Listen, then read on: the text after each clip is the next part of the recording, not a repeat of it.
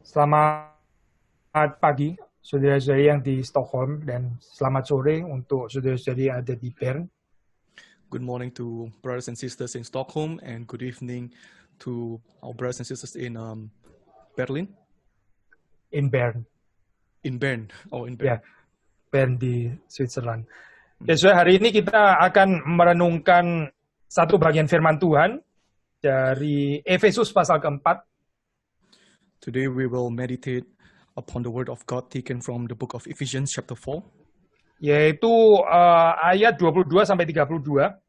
from verse 22 to 32. Jadi saya mengikuti kalender gereja, ya. Jadi minggu ini adalah minggu di mana gereja-gereja di Eropa yang mengikuti kalender gereja mengkonklusikan ayat-ayat ini. So I'm following the European church calendar, and this week, this is the verse that they will be preaching. Saya akan membacakan di dalam bahasa Indonesia, mungkin ya bahasa Inggrisnya saudara yang berbahasa Inggris sudah bisa langsung membaca, ya, nggak usah ada terjemahan. So I will read in Bahasa Indonesia, and for all of you who read in English, you can read it yourself. Efesus 4 ayat 22, yaitu bahwa kamu berhubung dengan kehidupan kamu yang dahulu harus menanggalkan manusia lama yang menemui kebinasaannya oleh nafsunya yang menyesatkan, supaya kamu dibaharui di dalam roh dan pikiranmu, dan mengenakan manusia baru yang telah diciptakan menurut kehendak Allah di dalam kebenaran dan kekudusan yang sesungguhnya. Dan verse 25, karena itu buanglah dusta dan berkatalah benar seorang kepada yang lain, karena kita adalah sesama anggota. Apabila kamu menjadi marah, janganlah kamu berbuat dosa. Janganlah matahari terbenam sebelum padam amarahmu. Janganlah beri kesempatan kepada iblis. Orang yang mencuri, janganlah ia mencuri lagi, tapi baiklah ia bekerja keras dan melakukan pekerjaan yang baik dengan tangannya sendiri, supaya ia dapat membagikan sesuatu kepada orang yang berkekurangan. Janganlah ada perkataan kotor keluar dari mulutmu, tapi pakailah perkataan yang baik untuk membangun di mana perlu, supaya mereka yang mendengarnya beroleh kasih karunia. Dan janganlah kamu mendukakan Roh Kudus Allah yang telah memeteraikan kamu menjelang hari penyelamatan. Segala kepahitan, kegeraman, kemarahan, pertikaian, dan fitnah hendaklah dibuang dari antara kamu. Demikian pula segala kejahatan. Tetapi hendaklah kamu ramah seorang terhadap yang lain, penuh kasih mesra, dan saling mengampuni, sebagaimana Allah di dalam Kristus telah mengampuni kamu. Demikian pembacaan firman Tuhan. Mari kita masuk di dalam doa. This is our reading today. Let us all pray. Bapa dalam surga, Our Father in heaven, kami bersyukur hari ini kami bisa kembali datang kepada Tuhan dalam ibadah. we give thanks to you that today we can once again come back to you in this worship. Ketika kami merenungkan firman-Mu, kami mohon supaya Engkau memberi belas kasihan kepada kami semua. When we meditate upon your words, we ask that you may have mercy upon all of us, Supaya kami tidak dilewati oleh Tuhan. that you may not pass us over, Dan kami sungguh-sungguh boleh menerima berkat yang dari Tuhan. and that we can truly receive blessings and grace from you. Berikan kepada kami pikiran yang memahami, yang bisa mengerti. Give us understanding so that we can truly know. Dan Tuhan juga yang menghangatkan, membakar hati kami, tergerak untuk taat kepada Tuhan. And that you may burn our hearts so that we may submit to you. Dalam nama Tuhan Yesus Kristus kami berdoa. In Jesus' name, amen. Amin. Saudara, ini biasanya kalau saudara membaca di dalam pemenggalan, yaitu biasanya ini 22 sampai 24, kemudian ayat 25 sampai 32 gitu ya. Jadi seperti dua perikop yang diteruskan. So if we look at the separation in this pericope, you will see that usually they'll separate the verses from 22 to 24 and then from 25 to 26. Tapi again, saya mengikuti ini ya, ini ayat-ayat ini dicantumkan sepenuhnya dari 22 sampai 32. But again, following the church calendar, we are reading from verse 22 all the way to 32. Memang ayat 22 sampai 24 dan 25 sampai 32 ini sangat berkaitan pasti ya. Because from verse 22 to 24 and 25 to 32, they are highly relatable. 25 sampai 32 itu boleh dibilang ini ya, apa ini nama aplikasi konkret ya, elaborasi ya, ini ya aplikasi ya dalam hal ini daripada ayat 22 sampai 24. We can consider verse 25 to 32 as the practical application of verse 22 to 24. Ya, tapi apa yang ada di 22 sampai 24. But what is within 22 to 24? Nah, kita melihat di sini ya, saya ada kontras ya, manusia lama versus manusia baru. Here we see there's a contrast between the new self and the old self. Bagaimana saya Paulus melihat kontras ini? How does Paul see this contrast? Di dalam tradisi teologi tertentu, saya ada yang mengerti kontras ini seperti kayak apa ya? Gambaran ada kuda hitam, kuda putih yang selalu bertengkar di dalam diri kita. In certain theological tradition, they will say that there is a white horse and black horse within us and it's always in conflict. Ya, saya nggak tahu apakah saudara familiar atau jangan-jangan kita juga berpikir seperti ini. I'm not sure whether you are familiar with this thought, or maybe we have the similar thoughts. Tapi Paulus nggak melihat dengan cara seperti ini, sebetulnya. But actually, Paul do not see it like that. Sebetulnya kalau kita mencoba untuk mengerti ya cara pemandangan ini ya, yang seperti kayak ada dua entitas baik versus entitas jahat yang berperang dalam diri kita, lalu kita rather helpless seperti kayak jadi medan pertempuran ya gitu. If we see this as a conflict, as a battlegrounds between two entities, between the good and the bad, the good and evil gitu ya. Or the good and evil. Ya, ini sebetulnya agak dekat ya dengan ajaran Manichaeism gitu. Actually, this kind of teaching is very close to Manichaeism. Ya, itu adalah ya ajaran bukan Kristen ya. Manichaeism is not a Christian teaching. Menarik, waktu Paulus melihat bagian ini dia bukan melihat seperti itu gitu. Ya memang Paulus bukan Manichaeis lah pasti ya. Of course, we know that Paul is on a Manichaeist. He don't see it like that. Ya karena kalau kita melihat seperti ini kita bisa jadi helpless atau mungkin bahkan lebih parah kita justify our weakness. Because if we consider this verse in this kind of thought, we will be helpless and sorry Pak, the next one is what? Ini selain helpless kita juga saya juga lupa. Selain helpless kita juga cenderung jadi excuse atau justifying our weakness gitu ya. Not only will become helpless, but will justify our weakness. Di dalam pengertian ya sudah memang saya victim gitu, saya adalah medan pertempuran ya mau apa ya memang begini. We will just concede that this is truly our battlegrounds and I'm helpless, I'm a victim. Ya, bahkan Agustinus pun juga pernah bergumul dengan spiritualitas yang seperti ini.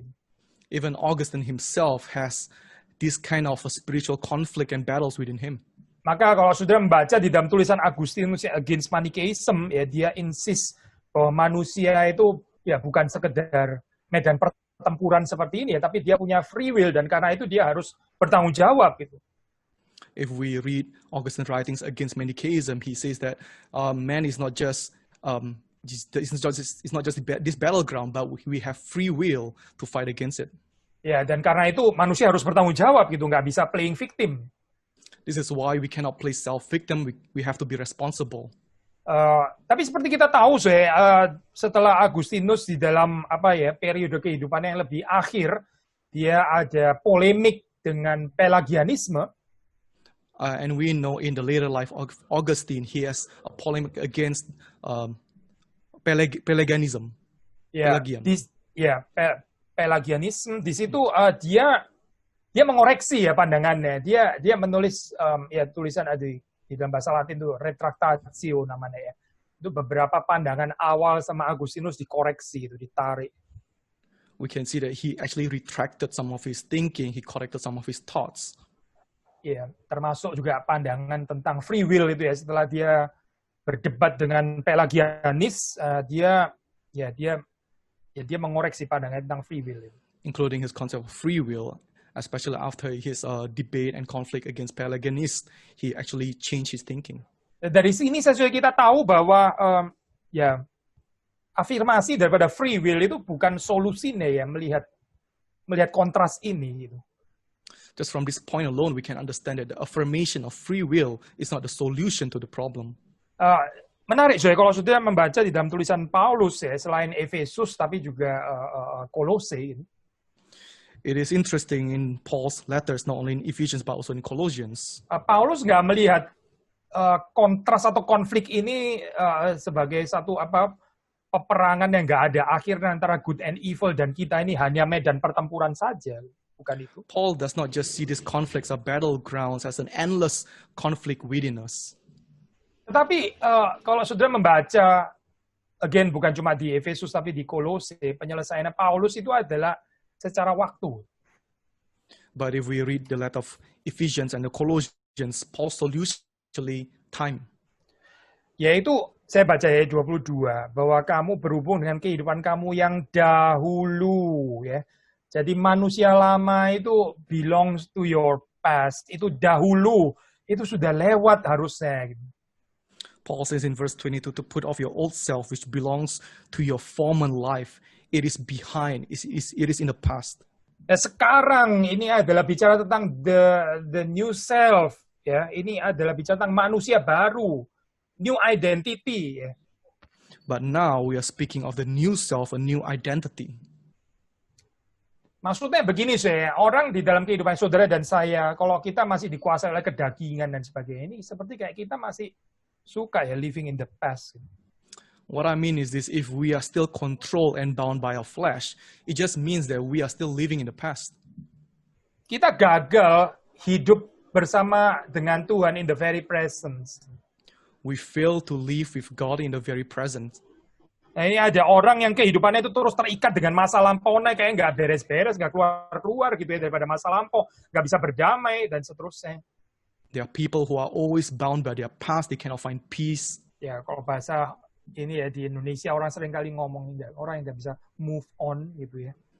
And in Indonesia we always say these people cannot move on. Ya, apalagi soalnya kalau kita kembali Alkitab gitu ya, nggak lucu banget ya. Orang Kristen kok nggak bisa move on ini bagaimana ya?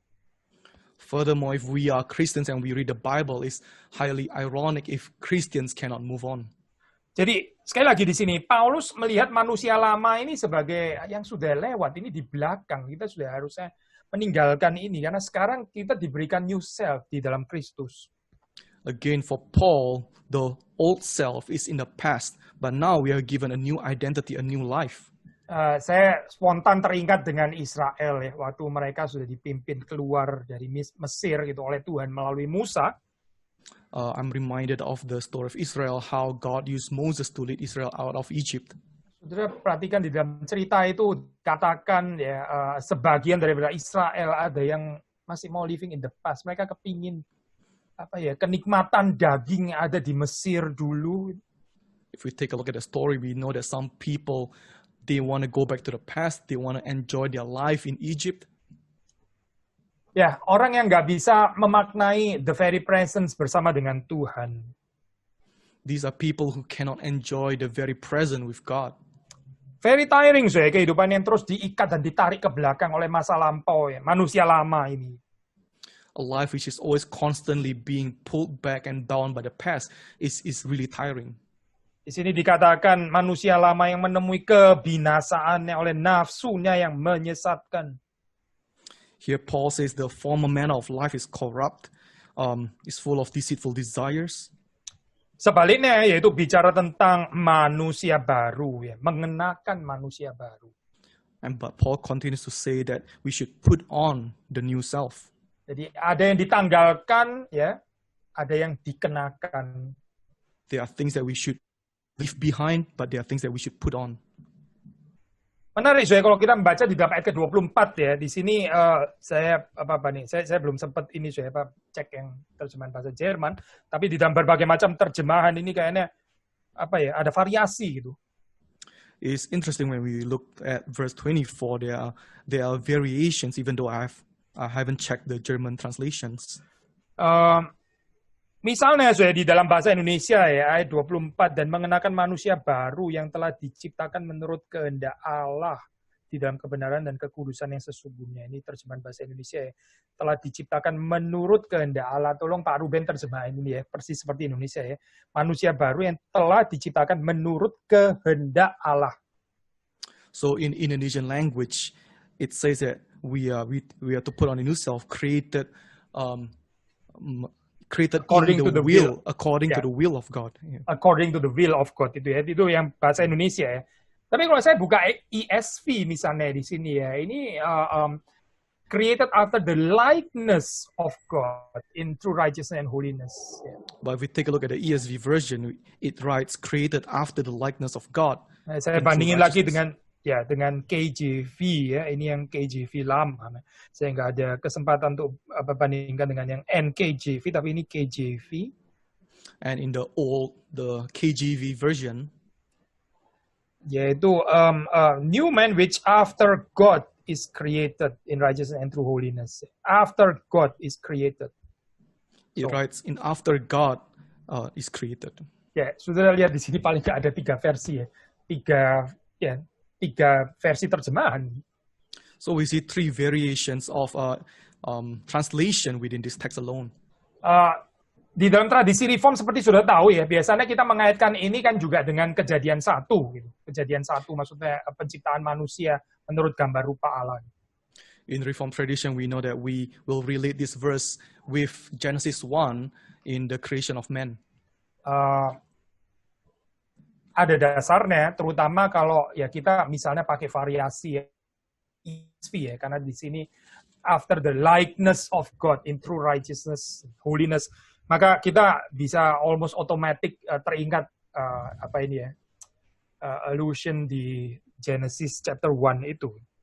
So there are support for this kind of reading, especially if we follow the ESV version when it writes the likeness of God, it will automatically bring us to Genesis 1.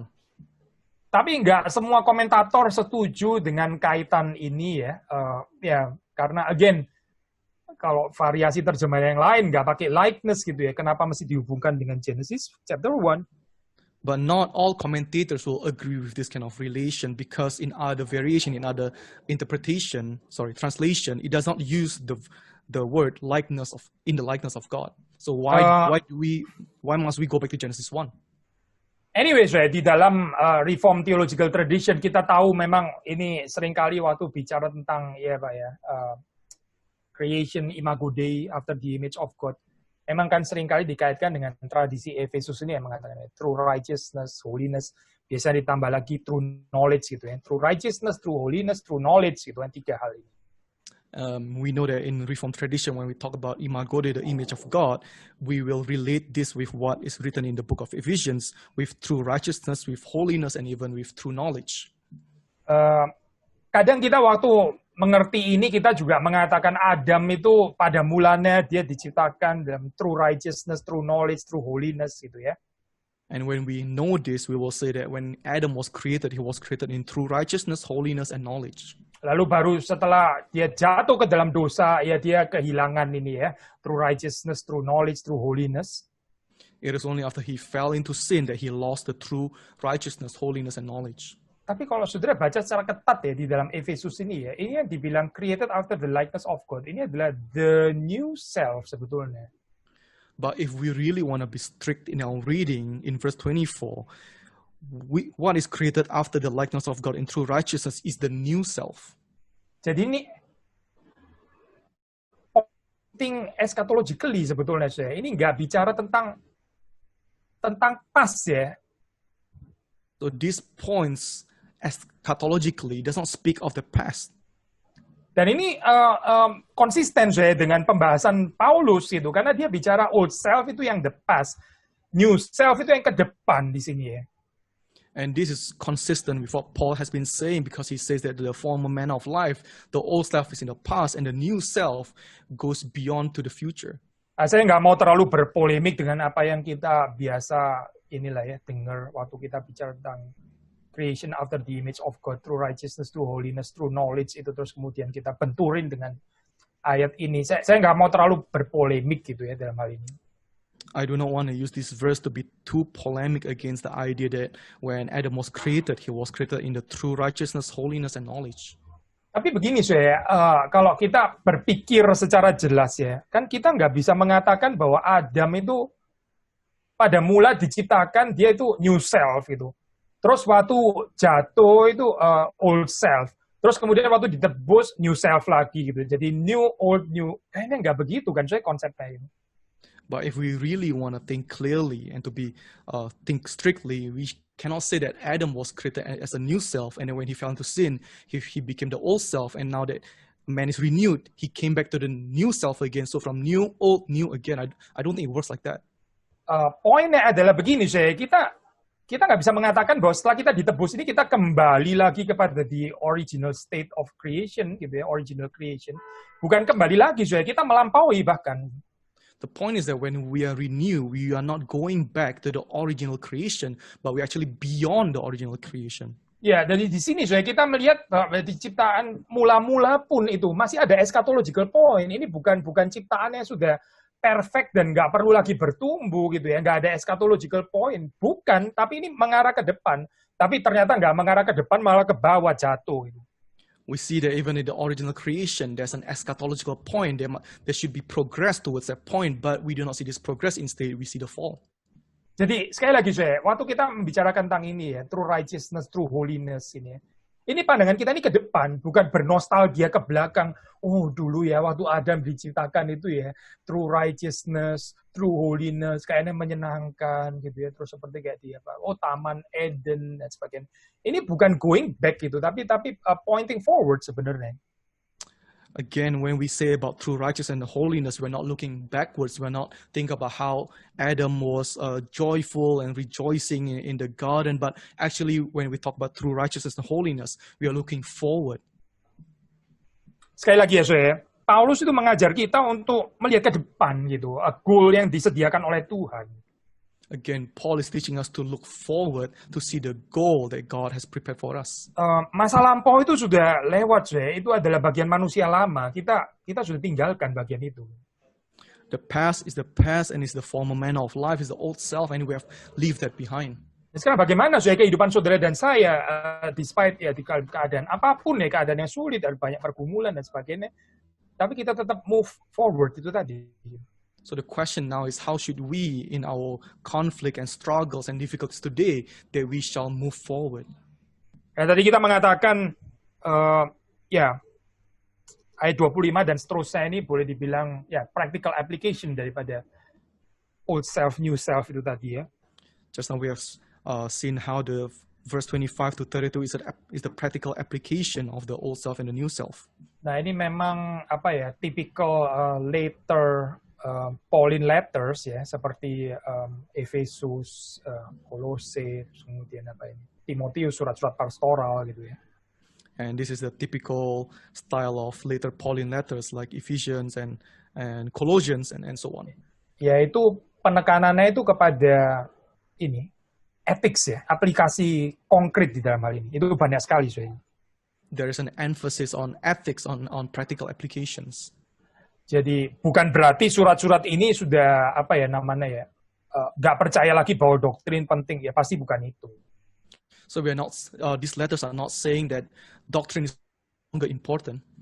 Tapi dalam pengertian bagaimana doktrin itu terus kemudian ada manifestasinya di dalam kehidupan kekristenan yang hidup gitu, yang bukan cuma ini itu seperti kayak di dalam wilayah konsep belaka gitu ya. Itu anyway bukan kekristenan.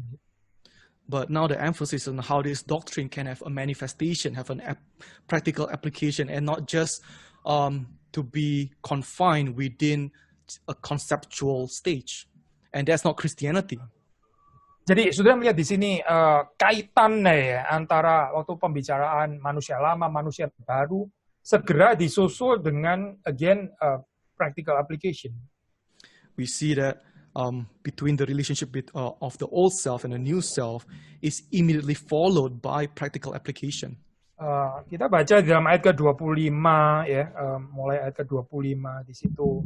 Old self-nya itu apa? Di sini yaitu di dalam bahasa Indonesia ya, buanglah dusta. If we read verse 25, what is the so-called old self? First of all, Paul says that it is falsehood. It's falsehood. Yeah. Menarik ya, kalau kita baca bahasa Indonesia dusta, mungkin kita pikir wah dusta ini apa? Ini hoax atau lies gitu ya bahasa Inggrisnya. Bahasa Inggrisnya ini falsehood. In the Indonesian translation, it translates to the word lies, but in English it writes falsehood. Bukan itu maksudnya Ruben. Kita kalau berpikir dalam bahasa Indonesia kita baca dusta, kita bisa pikir ini bahasa Inggrisnya lies gitu. Tapi ternyata bahasa Inggrisnya ini falsehood. Ini bicara dusta dalam pengertian kepalsuan. Bukan bicara tentang dusta dalam pengertian apa ya, kebohongan gitu loh. Yeah.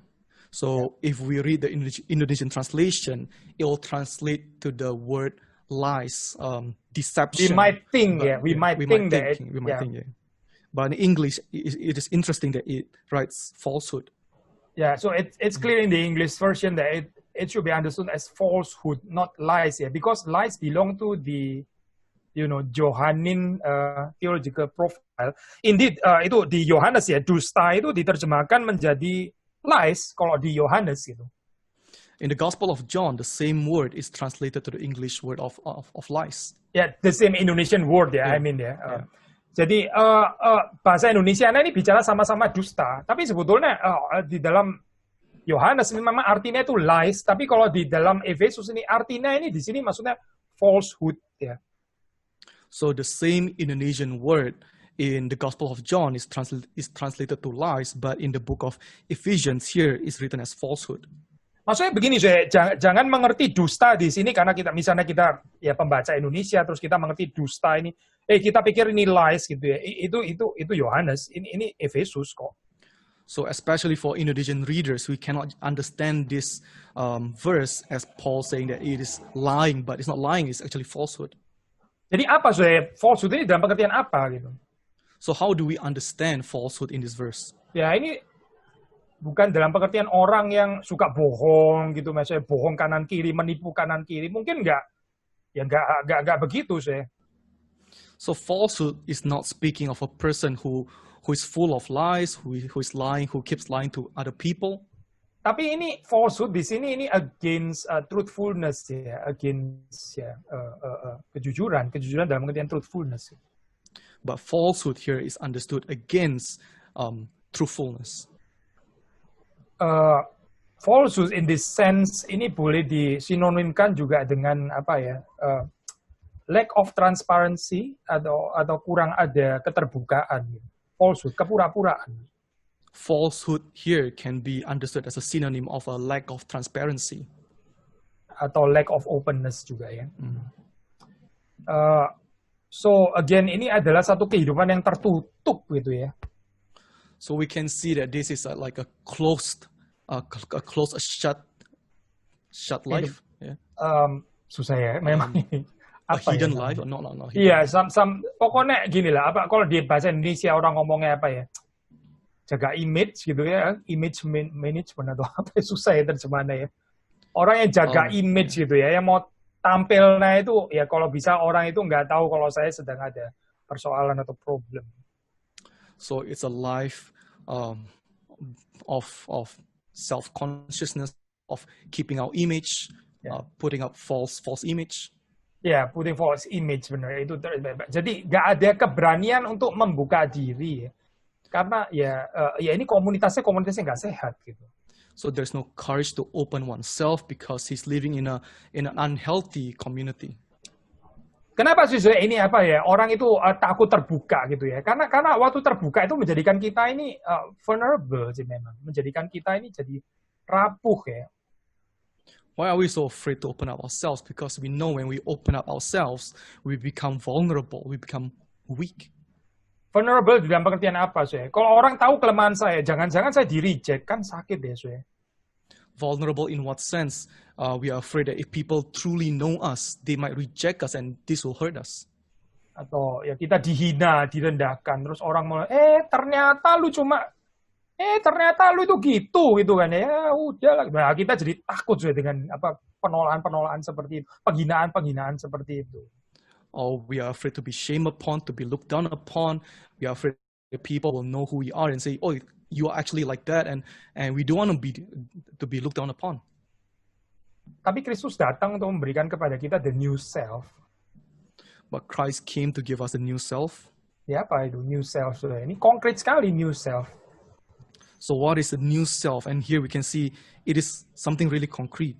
Ya ini speak the truth with his atau her neighbor. The new self is speaking the truth with his neighbor, as Paul writes. Ya, truthful gitu. So this is what is meant by being truthful. Ya. kita belum sempurna ya di dalam hal ini. Kalau kita melihat kehidupan kita sendiri kan kita banyak hal yang kita masih takut kalau kelemahan kita itu diketahui gitu. Akhirnya kita ya berjuang sendiri-sendiri jadi kayak single fighter. When we reflect upon ourselves in this matter, we know that we are not perfect. We do not want to show our weakness to other people, and at the end of the day, what happens is that we become single fighter. We struggle ourselves individually. Ya, katanya kita manusia baru, tapi ternyata kita juga masih menghidupi narasi manusia lama dong. Kita apa ya? Seperti kayak nggak mau put away falsehood. We call ourselves the new creation, the new self, but we're actually leaving the narrative of the old self. Yang kedua yang didaftar di sini adalah anger, anger. And the second of this list is regarding the topic of anger. Ya ini jarang ya saya bahas tentang anger kayak misalnya di systematic theology of anger kan jarang ya bahas ini. Apa nggak ada lah mungkin. It's hard and almost impossible to find a topic of theology of anger in systematic theology and other books. Karena itu ini penting ya, ini later Pauline epistle ini betul-betul penting gitu. Karena ini betul-betul mengaitkan doktrin dengan aplikasi praktis. Jadi nggak ngawang-ngawang cuma ya old self versus new creation. Tapi terus apa sebetulnya ini kaitannya dengan kehidupan sehari-hari? This is why the later Pauline epistles is really important, because it does not just stop at the concept, but it really tells us what the practical meaning of the new self and old self. Ya, bukan nggak boleh marah ya. Kita tahu marah orang bisa marah suci, marah dengan righteous bisa. It does not mean that we cannot be angry. Even holy people are allowed to be angry. Iya, kita bisa kok marah dengan right. Tapi kalau kita jujur kita tahu ya betapa sulitnya marah dengan suci itu sulit gitu. Even though we know how hard is it to have a holy wrath, holy anger, but we know that it is still allowed. Jadi di sini dikatakan be angry ya, again bukan encouragement untuk ya marahlah gitu, bukan itu ya terjemahannya pasti ya. Tapi boleh diterjemahkan dalam pengertian kalau seandainya ya kamu marah pas marah gitu ya, hati-hati kamu jangan berdosa, itu maksudnya. Gitu. When Paul says be angry, he does not mean that he does not encourage us to be angry all the time. But when you are angry, do not sin. When you are angry. Di sini kita bisa melihat apa orang marah itu bisa indeed rentan terhadap dosa ya. What we can see here is that when we are angry, we are susceptible to sin. Kita teringat pada Kain ya, Kain yang Tuhan mengatakan ya, mengapa kamu marah gitu ya, mengapa mukamu muram gitu. Dosa itu sudah mengintip gitu, waduh itu seperti kayak siap menerkam gitu ya. And we know God tells and says to Cain, why are you angry and why has your face fallen? Sin is crouching at the door. Ya, dan di dalam cerita itu kita tahu, betul-betul akhirnya Kain dikuasai ya oleh dosa. And we know in the story Cain was finally overwhelmed by sin. Maka kalau di dalam kehidupan kita nggak boleh marah sama sekali, itu kayaknya nggak livable gitu ya. Nggak livable gini. Ini theological idealism, bukan realisme tapi idealism. If we say that we cannot be angry in this life, it's not real. It's a theological idealism. It's not a theological realism. Tapi yang dibicarakan di sini theological realism, ya be angry. Tapi waktu kamu angry, do not sin. Itu yang dikatakan. But here we see a theological realism. Paul says, "Be angry, and when you are angry, do not sin." So mari kita merenungkan Tuhan sendiri, ya, merenungkan Allah. Gitu. Let us reflect upon God Himself. Allah juga bisa marah kan ya, betul. Allah itu bisa menyatakan murkanya. We know God can be angry, God can show His anger. Kita nggak setuju dengan inilah ya, gambaran daripada sekularisme yang memaksakan mau dapat konsep Allah yang nggak boleh marah, yang harus selalu loving, yang nggak boleh ada nerakanya dan sebagainya. Itu nggak bisa dihidupi lah, soalnya teori kayak begitu. We do not agree upon the secularist idea that God cannot be angry, there is no such thing as hell. We cannot agree with that. Tetapi gini saudara, kalau kita kembali kepada Alkitab, indeed Alkitab itu mengatakan kepada kita bahwa Allah itu slow to anger. Allah itu nggak gampang nggak gampang tersulut gitu ya, nggak gampang meledak gitu. But if we go back to the Bible, we know that God is slow to anger. God is not quick-tempered. Ya, dia itu long suffering-nya itu ya betul-betul very very long ya. Itu di dalam bahasa Greek itu pakai istilah makrothumia ya. Makrothumia itu ya long tempered. And when the Bible says that God is long-tempered, long-suffering, is really long. In the Greek, it's called makrothumia. Makrothumia. Makrothumia. The emphasis is on the length. Bukan cuma itu saya. Ini firstly Tuhan itu slow to anger. Tapi secondly juga setelah dia marah ya, dia itu gampang dilunakkan. Saya itu yang dinyatakan di dalam Alkitab ya. Jadi waktu orang itu bertobat, dia lunak hatinya. Dia nggak terus marah terus gitu misalnya ya, nggak peduli sudah kadung marah ya, terus lampiaskan terus gitu ya. Bukan begitu saya gambarnya dalam Alkitab. Not only the Bible we see that God is slow to anger, but secondly, God can also be appeased. We see how God is angry in the Bible and how His people can appease Him. So He's not forever angry. Ya betul. Jadi saudara perhatikan ya, slow to anger dan juga quick to be appeased gitu tadi ya. Slow to anger and yet gampang mereda gitu saya. So God is slow to anger and He is quick to be appeased, quick to calm down. Makanya saya di sini dikatakan be angry, do not sin. Terus kemudian do not let the sun go down on your anger. This is why in this verse it says that be angry and do not sin and do not let the sun go down on your anger. Maksudnya apa saya? Ya marahmu itu jangan terus kelewatan terus sampai matahari terbenam. Apalagi sudah saya 365 kali 7 kali matahari terbenam, maksudnya 7 tahun gitu ya, masih belum selesai juga marahnya. What Paul is saying here is that do not be excessive anger. Do not let your anger go over when after the sun go down, and even furthermore, if you're angry for 1 year and more, and it is too excessive. Ya, saudara melihat di sini ya, berapa rentannya kita terhadap kemarahan yang berlarut-larut ini ya. We can see here how we are so susceptible to this kind of long anger. Ya kita jadi even deh, saya katakanlah kita di dalam 2 menit pertama itu ya, sudah marah yang benar, marah yang suci ya. Tapi kita terusin akhirnya sampai jadi 2 jam marahnya. Kayaknya unlikely sudah 2 jam itu jadi bisa malah yang righteous terus gitu ya. Itu highly unlikely ya, sulit sekali. It's highly unlikely if we are angry, even though we say that we are experiencing a holy anger within the first 2 minutes. It's highly unlikely to say that you can keep up this kind of holy anger for 2 hours.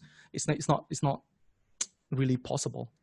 Iya, jadi kita mesti kritikal di dalam hal ini ya, terhadap diri kita sendiri. Jangan kita justify our anger gitu. Padahal itu sudah menjadi carnal anger yang akhirnya menghancurkan kehidupan kita. Tentu saja menghancurkan sesama kita juga.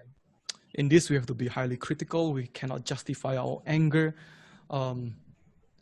Yang berikutnya apa Pak? Sorry, terakhir. Cannot be critical ya sampai situ dulu juga cukup lah gitu. Nah, saya mau terusin di dalam kaitan ini, lompat dengan ayat yang ke-31 ya, ayat 31. And now I want to jump to verse 31. Ini ada kaitannya di situ. Saudara membaca di sini ya, ini let all bitterness, wrath, and anger, and clamor, and slander be put away from you. Somehow ya ini bitterness, wrath, anger, clamor, slander ya ini.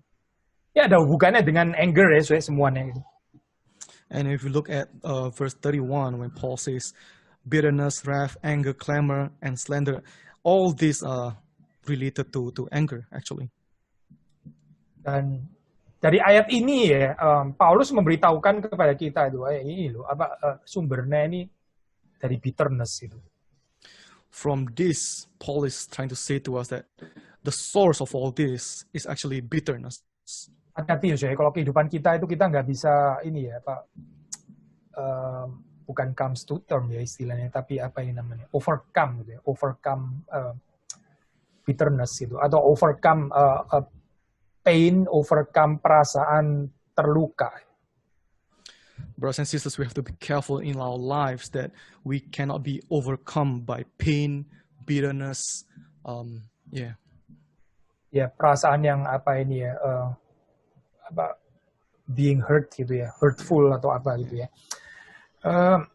Karena orang yang di dalam kehidupan dikuasai bitterness gitu, ya ini terus kemudian ada wrath, anger, clamor, slander dan sebagainya, revenge, hatred ya.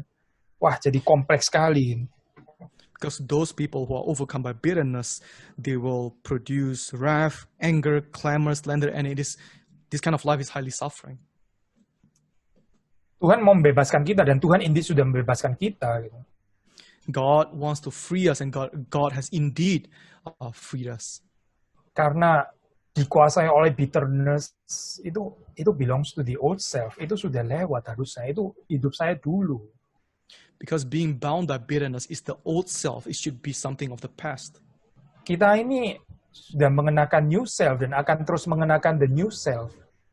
We have put on the new self and we will continue putting on the new self. Apa itu new self ya? Saudara baca di dalam ayat 32 itu. Kind to one another, tender-hearted, forgiving one another. So what is the new self? We can read this in verse 32. Be kind to one another, tender-hearted, forgiving one another. Tapi supaya saudara tahu, ini bukan virtue yang dari diri kita sendiri. Maksudnya, ini bukan humanisme, maksudnya bukan. Gitu. So that you may know that this is not just an act of humanism. It does not come from within you. Tapi seperti saudara baca dalam ayat ke-32, as God in Christ forgive you. Jadi ini adalah tindakan ilahi terlebih dahulu terhadap kita. Ya. But in verse 32, Paul says, as God in Christ forgive you. So this is a divine work. God has forgiven us first. Saudara, kalau kita jujur ya, ini kindness-nya kita ini tahan sampai berapa dalam sih? If we want to be honest to ourselves, how deep can our kindness go actually? Kita bisa kind terhadap orang yang juga kind kepada kita gitu ya. We can be kind to those people who are kind towards us. Atau mungkin ya tetap bisa kind lah kepada orang yang mungkin katakanlah nggak super kind kepada kita, tapi dia juga nggak melukai kita. Bisalah kita masih kind kepada dia. We can still even be kind to people who do not hurt us. Ya, tapi bagaimana dengan orang yang betul-betul melukai kita? Nah, ini baru kita bicara true kindness. Bicara kindness seperti kindness-nya Tuhan. Ya. But what about to those people who hurt us? It is in this kind of situation that we talk about biblical kindness. This is the kindness of God. So istilah yang dipakai di sini sebetulnya ini ya, be kind, ini kindness yang dipakai di sini ya. Ini adalah kata yang sama yang menyatakan kindness-nya Tuhan kepada kita. So the word kind in this verse is the same word to describe God's kindness towards us. Nah, ini sudah yang disebut dengan the new self, dan ini indeed transcends ya, original creation. And this is what we call the new self, and it indeed transcends the original creation. Dan so kita saudara tinggal di Eropa, saya juga pernah tinggal di Eropa ya, sangat kuat ya ini ya pengajaran humanisme, humanismenya tinggi di Eropa. Brothers and sisters, you who are living in Europe, and I have experience living in Europe, and we know that in Europe, the level of humanism is really high. Ya, kita bukan mau mengajarkan against humanisme, bukan against ya, tapi kebajikan Kristen itu harusnya melampaui secular humanism. What we are teaching is not for you to be against humanism, but this is beyond humanism. Karena kalau kita cek secular humanism itu sangat ada batasnya, sangat ada batasnya. Because we know there are limitations even towards secular humanism. Ya, tapi cintanya Kristus ya, ini yang kita mau belajar di dalam kehidupan kita. But the love of Christ, this is what we should learn in our lives. Ya, Kita bisa bahas, mungkin masih ada waktu ya, kita mungkin ya 1-2 virtue lagi. So we still have time left and we can discuss 1 or 2 more virtues. Menarik saya bahwa ini ya, list atau katalog of vices and virtues ini sebetulnya gak uniquely Christian ya, in a way, karena di dalam literatur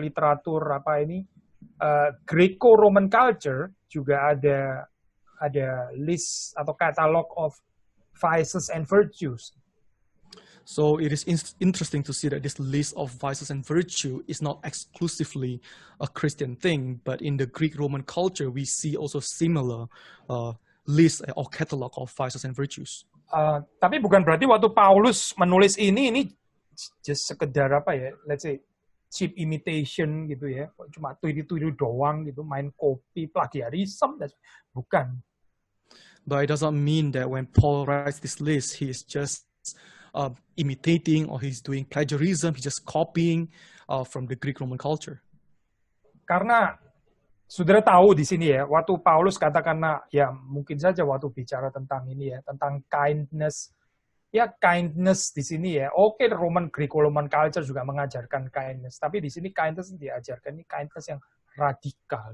Ini bicara kindness yang orang dapatkan itu di dalam Kristus dan bukan tanpa Kristus. When Paul speaks about kindness here, it's not just a Greek-Roman kindness, but it's a radical kindness. It's a kindness that is found in Christ. Nah, saudara dan saya sekali lagi ya dipanggil untuk menghidupi narasi ini. Brothers and sisters, we are called to live this narrative. Bukan cuma sekedar puas dengan virtue sekular humanisme. We should not be pleased or content with the secular humanism virtues that we possess. Coba sudah perhatikan misalnya juga waktu bicara ini ya, tentang mencuri gitu, ayat ke-28. Jangan ia mencuri lagi. For example, let us take a look at verse 28. Paul says, let the thief no longer steal.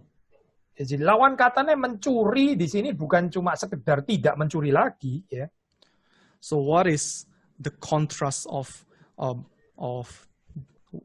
no longer stealing? It's not of stealing. It's not no longer stealing. Tapi saudara baca di sini ya, tetapi baiklah ia bekerja keras, melakukan pekerjaannya baik dengan tangannya sendiri, supaya ia dapat membagikan sesuatu kepada orang yang berkekurangan. But Paul continues to say that rather let him labor doing honest work with his own hands so that he may have something to share with anyone in need.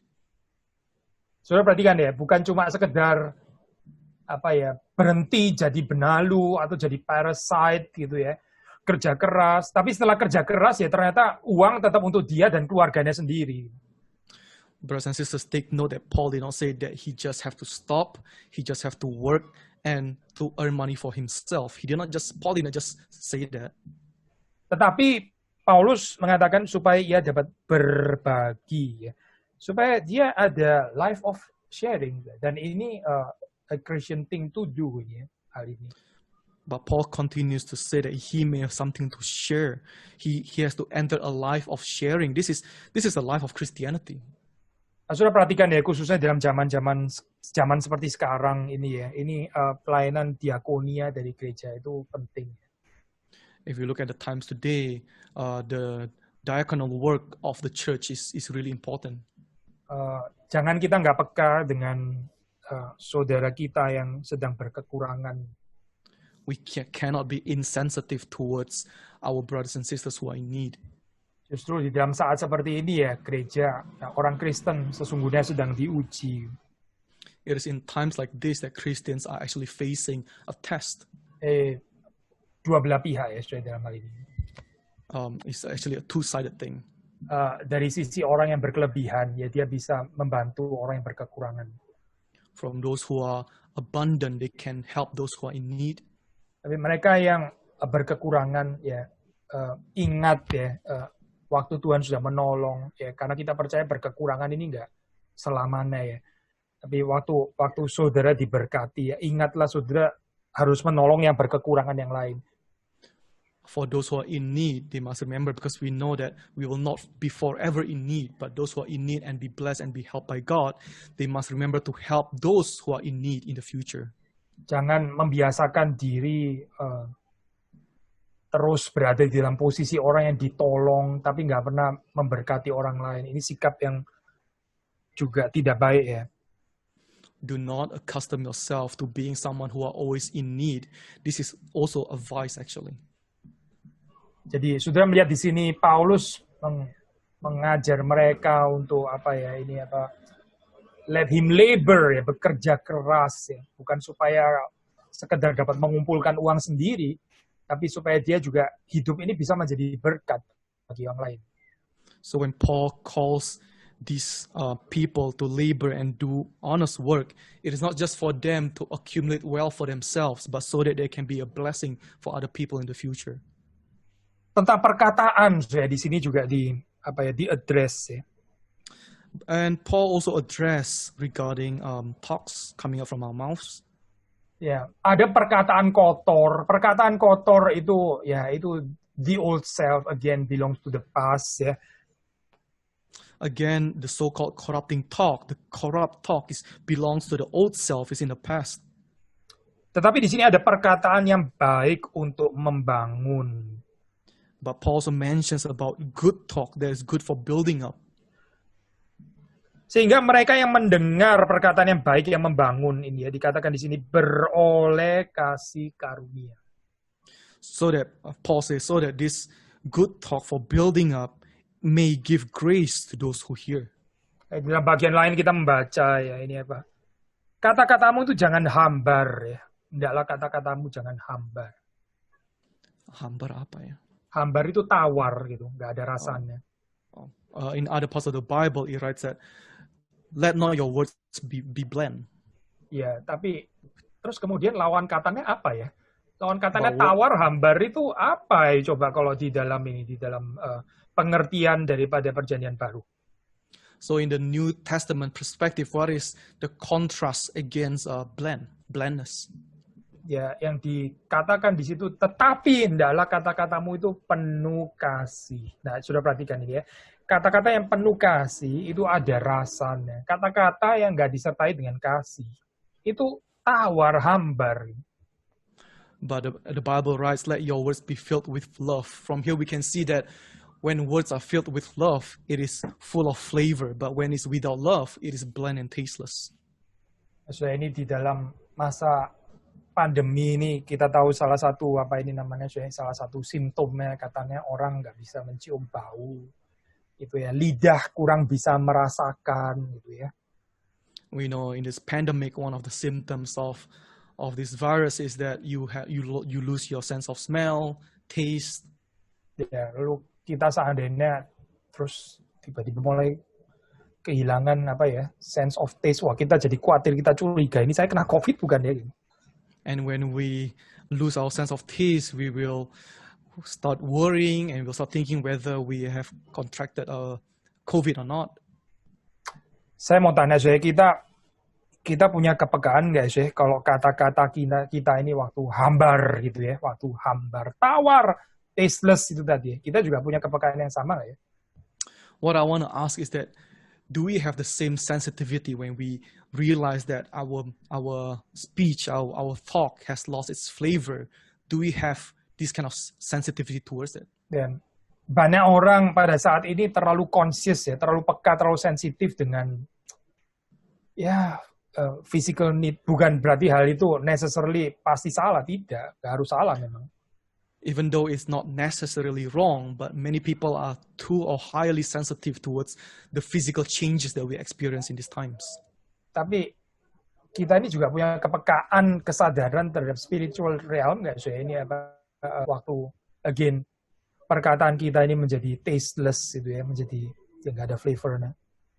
But do we have the same sensitivity towards the spiritual realm when we realize, when we see that our speech no longer has any flavor and is bland and is tasteless? Ya, ini perenungan-perenungan yang kita bisa pikirkan, sekali lagi ya, Paulus nggak berhenti hanya kepada doktrin the old self versus the new self gitu. So these are all the meditations we can take upon ourselves. Again, Paul does not just stop between the old self and the new self. Tapi dia memberikan aplikasi konkret ya di sini. Apa sih maksudnya mengenakan manusia baru terus-menerus itu ya? Apa artinya?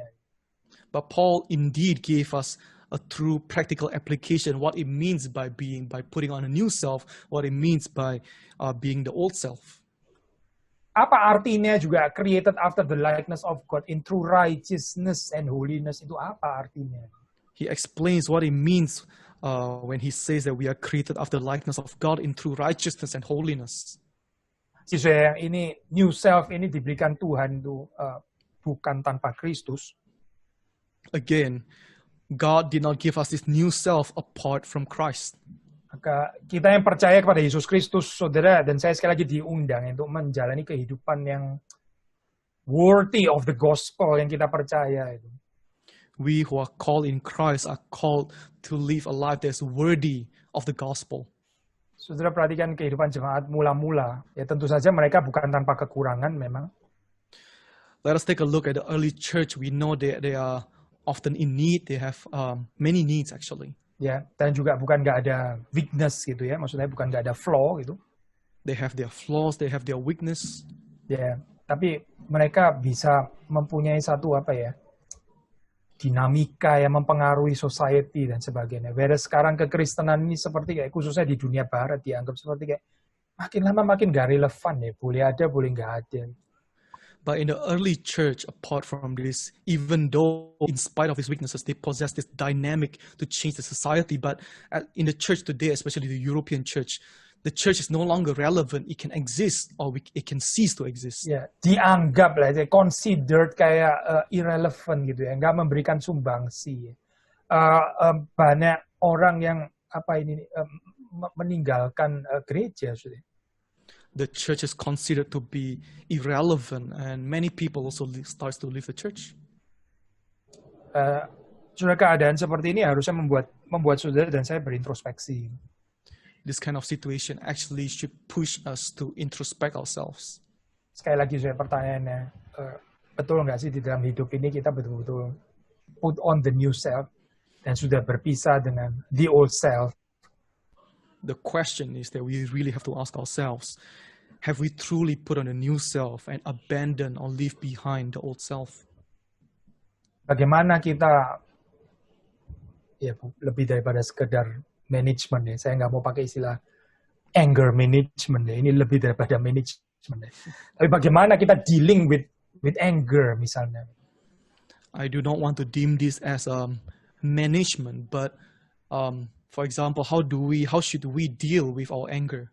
Ya, bagaimana dengan ini ya, falsehood atau truthfulness? Komunitas kita ini lebih mirip komunitas yang dipenuhi dengan kepura-puraan, falsehood, atau ini komunitas yang truthful? How do we deal with falsehood and truthfulness in our community? Is our community filled with hypocrisy or truthfulness? Nah, bagaimana dengan ini ya, dengan orang yang di dalam etos kerjanya ya? Apakah dia bekerja keras? Kalau nggak cukup hanya dengan bekerja keras, apakah dia juga bersedekah ya, berdiakonia di dalam kehidupannya? In the ethics of work, do we work hard? Do we labor for our work and do it honestly and stop there, or do we truly participate in the work of diaconal work? Bagaimana dengan perkataan kita ya? Ini perkataan yang destruktif, perkataan yang koruptif, atau ini perkataan yang konstruktif, atau ini perkataan yang membangun? What about our talk, our speech? Do we speak out corrupt talks, or is our talks building up, constructive? Kiranya Tuhan menolong kita, kiranya Tuhan memberkati kita. May God help us and bless us. Tuhan menolong kita untuk bisa menjadi saksi Tuhan yang mempermuliakan namanya. May God help us and bless us to become His witness who can glorify His name. Amin. Minta Pak Ruben untuk menutup di dalam doa. Yeah, let us all pray. Father in heaven, we give thanks to you for your word once again. Your word that edify us, your word that enlivens us, Father. And we give thanks to you that we do not receive this word just in abstract form. It is not just living in our ideas, but through your word today we see how your word is truly the living word.